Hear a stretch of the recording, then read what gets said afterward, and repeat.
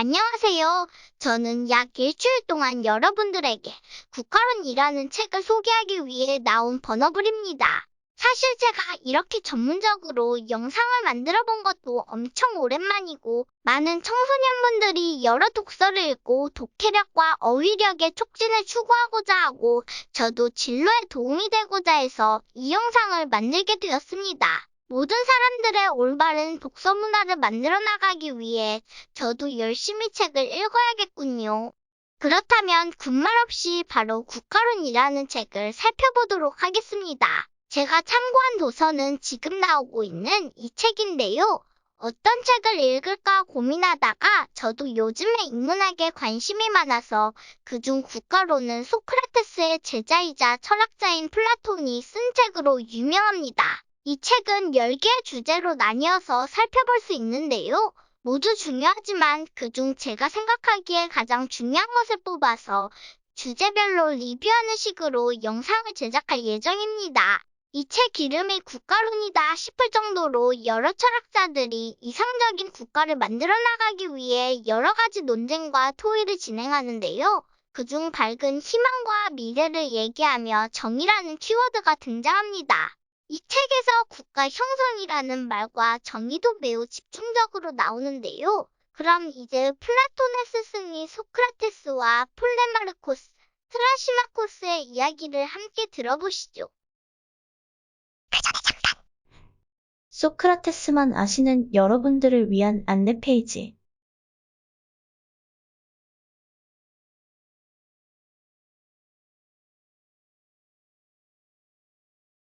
불꽃소리였구나. 딱 축제 끝나고 여기로 오게 됐네요. 축제를 즐기고 온 소크라테스와 잠깐 만난 케팔로스가 얘기를 하고 있어요.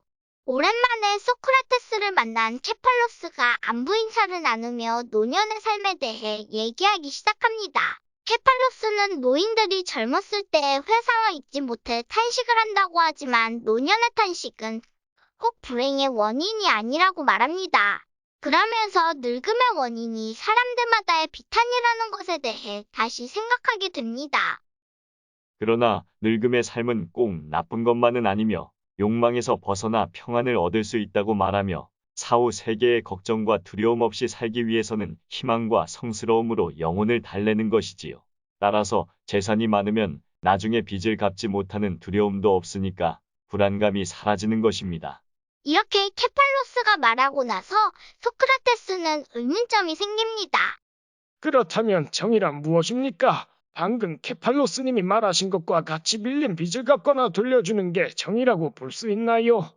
라고 말하면서 본격적으로 정의의 개념에 대한 규정을 하는 토론을 시작합니다. 이때 폴레마르코스가 대화에 끼어들며 자신의 정의에 대해 이야기하기 시작합니다. 제가 생각하는 정의는 친구에게는 이익, 적에게는 해악을 주는 것입니다. 한마디로 적에게는 해가 되는 방식이나 악이 되는 행동으로 빚을 돌려줘야 한다고 생각합니다. 그러자 소크라테스가 폴레마르코스의 의견을 다시 언급하면서 이 의견에 대해 반박을 하기 시작합니다.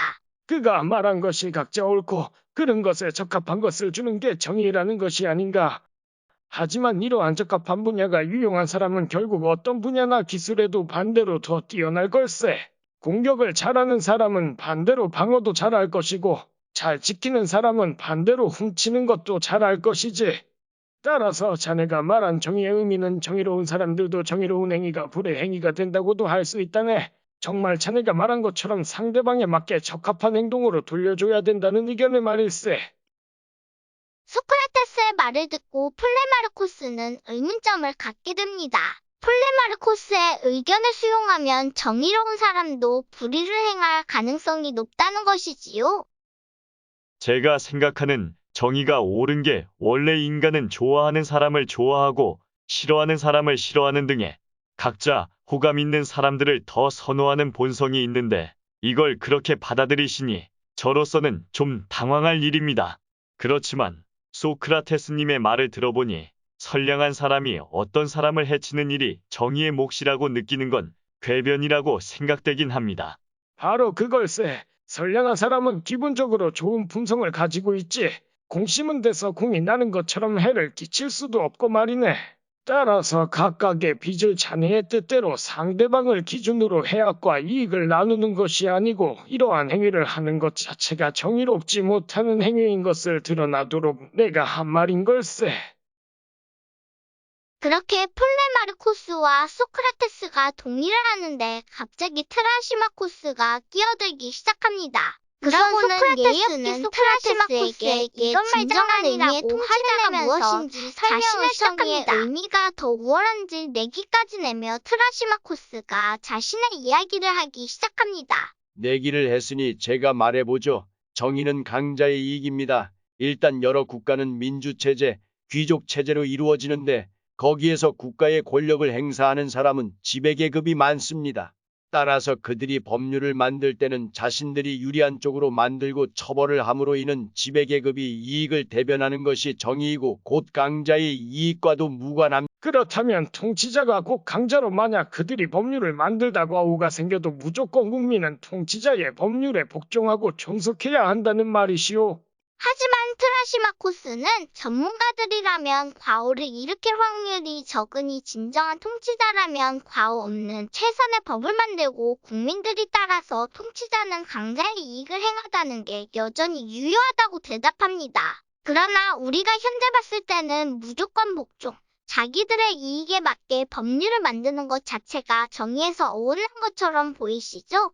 따라서 소크라테스는 이러한 의견을 대변하고자 합니다. 우선 소크라테스는 트라시마코스에게 진정한 의미의 통치자가 무엇인지 설명을 시작합니다. 의사는 환자를 돈벌이라고 생각하고 치료하는 것이 아니고 선장도 선원한테 지도를 하며 선원은 통치자의 이익을 주는 힘을 받고 그런 셈이지요. 우선 통치자는 자신의 이익을 우선시하는 것이 아닌 기술이 적용되는 각각의 대상에 이득을 주는 것으로 통치받고 있는 약자의 이익을 도모한다고 봐야 하오. 따라서 참된 통치자는 자신의 이익을 돌보지 않고 언제나 국민의 이익을 돌보기 마련이지요. 그건 웃긴 말씀입니다. 양하고 양치기를 예시로 들면 통치자가 자신들의 영역에 있는 양을 이끌고 봉사를 하느라 정작 돌아오는 자신의 이익은 존재하지 않습니다. 따라서 어리석고 순수한 통치자는 자신의 몫을 얻지 못하고 국민 중 불량한 자가 더 악착같이 받아들기 마련입니다. 따라서 이러한 완벽한 상태의 불의는 통치자의 힘, 자유, 권력을 중시하고 이것이 정의보다 더 커야 됩니다. 자, 갑자기 또 이런 찌그러진 얼굴이 나와서 놀라셨죠, 쿠쿠루빙뽕. 여기까지 해서 트라시마코스는 정의 대신 불의가 더 높다면서 우리가 다 같이 살펴보게 되었는데요. 사실 소크라테스가 정의가 더 지혜롭고 현명하다는 토론이 나와야 되는데 찍은 영상이 날아가 버렸습니다. 따라서 소크라테스가 말한 그 뒤의 내용은 제가 설명해 드리겠습니다. 소크라테스는 트라시마코스가 불의를 자꾸 지혜와 덕으로 취급했기 때문에 참교육을 시켜주기로 하는데요. 어떠한 분야의 전문 지식을 가져 지혜롭고 현명한 자와 그렇지 못해 무지한 자를 두고 설명하기 시작합니다. 따라서 악한 사람은 부정한 일을 저지르고 그런 부정한 일에 대한 분열과 증오는 불의라고 말을 하죠. 그러므로 소크라테스는 불화를 조성하고 이를 그르치는 성질을 가지는 게 불의이고 행복의 여부를 고려하면서 덕에 대한 얘기로 연관시킵니다. 그래서 모든 사물들에는 고유한 기능이 있고 그 기능의 덕이라고 부르면서 덕과 악덕을 구별하여 정의로운 사람은 훌륭한 덕이 있는 정신을 가지며 유익한 일을 한다는 것을 보여줍니다. 최종적으로 불의에 빠진 삶이 정의로운 삶보다 이득이 될 수 없다며 정의가 제일 높다며 판단을 시켜줍니다. 역시 가소크라테스. 여러분들은 이 영상을 보시면서 무슨 생각을 하셨나요?